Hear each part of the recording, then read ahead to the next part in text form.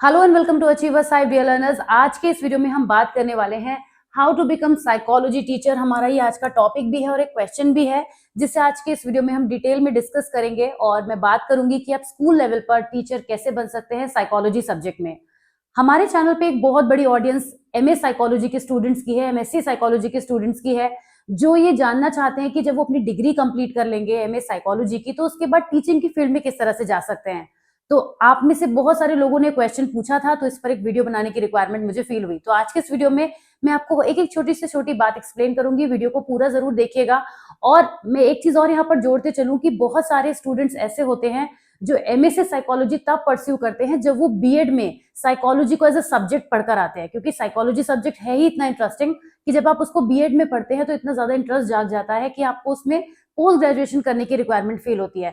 तो इस तरह से हमारे पास एक ऐसी कम्युनिटी भी इकट्ठी हो जाती है जिन्होंने बीएड में साइकोलॉजी सब्जेक्ट को पढ़ा होगा लेकिन ग्रेजुएशन में उनके पास शायद वो सब्जेक्ट ना रहा हो। तो हर केस की हम बात करेंगे कि किस तरह से साइकोलॉजी के टीचर बनने के लिए साइकोलॉजी सब्जेक्ट कहाँ कहाँ पर बहुत ज्यादा एसेंशियल होगा और वो कौन कौन से कोर्सेज या डिग्रीज हैं जिनको आपको लेना जरूरी है एक साइकोलॉजी टीचर बनने के लिए। ऑलराइट, तो चलिए आज के इस वीडियो की ऑफिशियली बिगिनिंग करते हैं, जहां पर हम बात करेंगे कि आप किस तरह से साइकोलॉजी के टीचर बन सकते हैं। ओके, तो शुरुआत इस वीडियो की यहां से होगी कि आपको सबसे पहले ये अंडरस्टैंड करना होगा कि साइकोलॉजी सब्जेक्ट आप जानते ही हैं कि क्लास 11th से पहले एक सब्जेक्ट होता ही नहीं है, यानी कि क्लास 11th साइकोलॉजी की क्लास 1 होती है एक तरीके से अगर देखा जाए तो जब हम स्कूल लेवल पे बात करते हैं तो आप direct 11th to 12th class को पढ़ाने के लिए एलिजिबल होते हैं। तो एलिजिबिलिटी की अगर हम यहाँ पे बात करें तो सबसे पहले आप पीआरटी या टीजीटी नहीं बन सकते। एलिजिबिलिटी की अगर हम बात करें तो आप जो कहलाते हैं, जो आपकी पोस्ट कहलाती है वो आप एक पीजीटी कहलाते हैं, जिसकी फुल फॉर्म होती है पोस्ट ग्रेजुएट टीचर। राइट, तो जब पोस्ट ग्रेजुएट टीचर की यहाँ पे बात हो रही है तो जाहिर सी बात है कि आपको यहाँ पे पोस्ट ग्रेजुएट भी होना जरूरी है। और पोस्ट ग्रेजुएट किस में होंगे आप?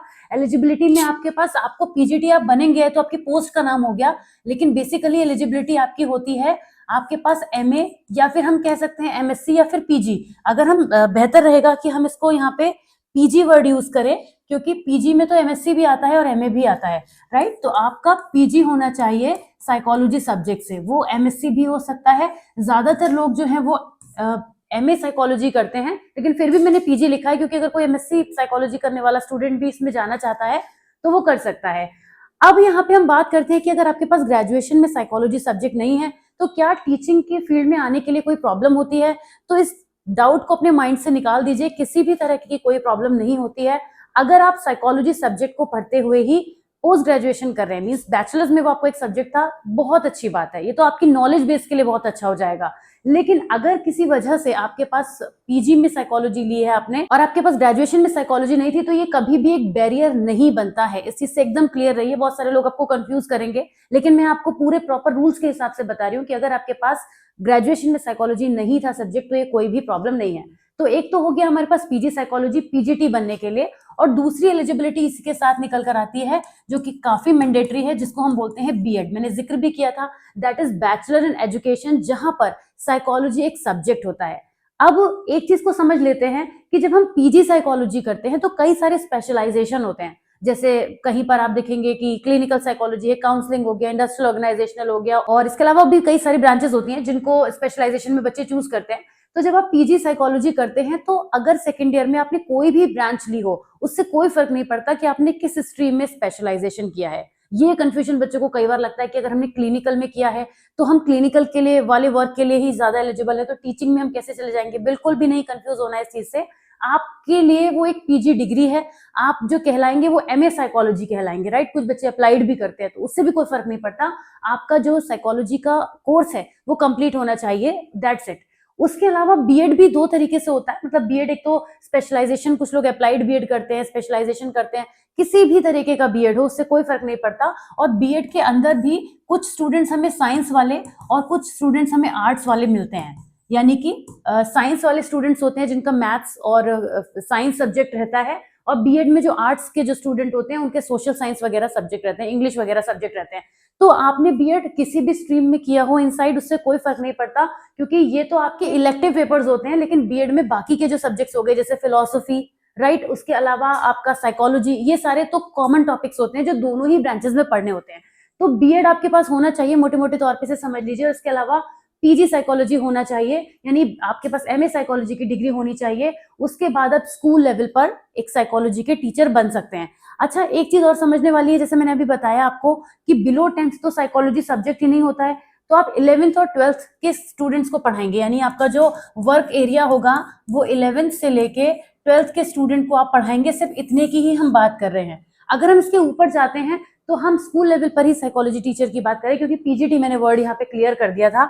I think I should make it more clear कि हम पीजीटी की यहाँ पे बात कर रहे हैं। ये जो हमारी टर्मिनोलॉजी है, मतलब इस पीजीटी पोस्ट ग्रेजुएट टीचर बनने के लिए हम यहाँ पे बात कर रहे हैं। तो 11th और 12th तक की ही हमारी पढ़ाई है। अब बात आती है कि अगर आपने पीएचडी किया हुआ है, अगर आपने नेट क्वालिफाई किया हुआ है, तो कुछ भी आपने एडिशनल किया हुआ है, तो that is cherry on the cake. मैं बेसिक एलिजिबिलिटी की बात कर रही हूँ कि आपको एक पीजीटी बनने के लिए सीबीएसई के नॉर्म्स के अकॉर्डिंग आपके पास एक तो पीजी अपना यानी एमए साइकोलॉजी होना चाहिए और एक बैचलर्स इन एजुकेशन होना ही चाहिए। सैलरी की बात अगर हम करें तो ये वेरी करती है प्लेस टू प्लेस, कि आप किस सिटी में हैं। अब आप दिल्ली में होंगे, मुंबई में होंगे, चंडीगढ़ में होंगे, और फिर आप किसी छोटे सिटी में होंगे, तो दोनों के सैलरी में फर्क आएगा। इसके अलावा आपके पास अगर किसी भी तरीके का ऑनलाइन कोर्सेज का कोई सर्टिफिकेशन है, कुछ एडिशनल आपने एक्वायर किया है, तो वो सब कुछ that is also cherry on the cake. लेकिन ये मिनिमम एलिजिबिलिटी के बिना आप टीचिंग की पोस्ट के लिए अप्लाई नहीं कर सकते। ओके, तो ये हमने अंडरस्टैंड किया कि कैसे आप साइकोलॉजी टीचर बन सकते हैं। The very very easy way it is कि आपके पास एक एमए साइकोलॉजी और एमएससी साइकोलॉजी होनी चाहिए, PG in psychology to sum up and plus BEd, ये आपके लिए इनफ है। That is enough. इनफ की बात करेंगे। लेकिन अगर साथ में आपने नेट भी क्वालिफाई कर लिया है, या आपने कोई स्टेट लेवल का टेस्ट भी क्वालिफाई कर लिया है, जिसको हम बोलते हैं स्टेट टीचर्स एलिजिबिलिटी टेस्ट, जो कि सीटेट होता है सेंट्रल लेवल पर या फिर स्टेट लेवल पर भी होता है, राइट। और इसके अलावा अगर आपने पीएचडी भी किया हुआ है, तो फिर ये सब आपके लिए चेरी ऑन द केक है ही, जैसे मैंने बताया। Alright, so this was it for the day, जिसमें हमने बात करी कि कैसे आप पीजीटी साइकोलॉजी टीचर बन सकते हैं, बेसिकली पीजीटी साइकोलॉजी बन सकते हैं। कोई क्वेश्चन हो इससे रिलेटेड आपके माइंड में, तो आप जरूर कमेंट्स में ड्रॉप करिएगा, मैं वहां पे जरूर आपको आंसर करूंगी। और आने वाले कुछ वीडियोस में हम और बात करेंगे कि किस तरीके से आप साइकोलॉजी को के टीचिंग के प्रोफेशन में जा सकते हैं, आप कॉलेज लेवल पे किस तरह से एक्वायर कर सकते हैं, यूनिवर्सिटी लेवल पर, और इस तरीके से प्रोफेसर और बाकी सारी चीजें कैसे कर सकते हैं। Alright, so I hope you have found this video useful. Please share with your friends जो आपके बीएड के मेट्स हैं या आपके साइकोलॉजी आपके साथ कर रहे हैं। आई होप कि ये उनको बेनिफिशियल जरूर होगा। कोई भी फीडबैक है तो जरूर दीजिएगा, कोई क्वेरी है तो भी जरूर ड्रॉप कीजिएगा। I will see you soon in the next video. Till then take care, bye bye.